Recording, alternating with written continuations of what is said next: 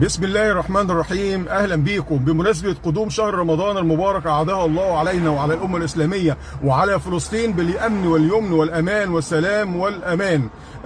بمناسبه شهر رمضان كل الناس او معظم الناس بتبتدي دلوقتي تجهز مشروبات الرمضانيه اللي معظمها مفيد، نتعرف على فوائدها ونتعرف على ان اضرارها ان وجدت والمحظورات اللي ممكن تكون فيها. طب نتكلم النهارده على مشروب انا بحبه قوي، هو المشروب السحري. انا بسميه المشروب السحري لما له من فوائد عظيمه سواء شربناه مشروب او اكلناه كده زي ما هو.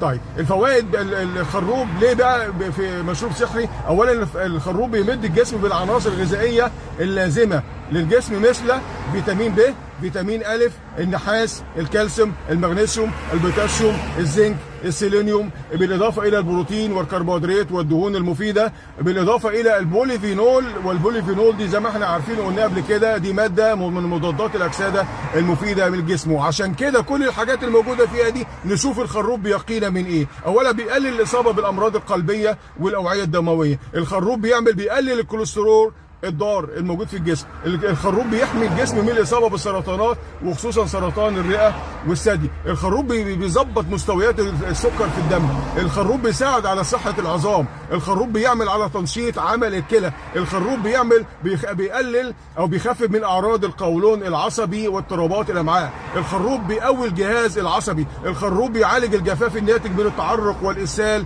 والتبول. مع ملحوظه نحط تحتها 100 خط، ستاتنا ازواجنا وامهاتنا واخواتنا كلهم بيزودوا السكر قوي في الخروب، وده برضه هي نقطه الضعف في الخروب اللي ممكن تاذينا مش تفيدنا، لان اضرار السكر اكتر من منافعه. نيجي نسال نفسنا سؤال، طب هل الخروب ليه اثار جانبيه؟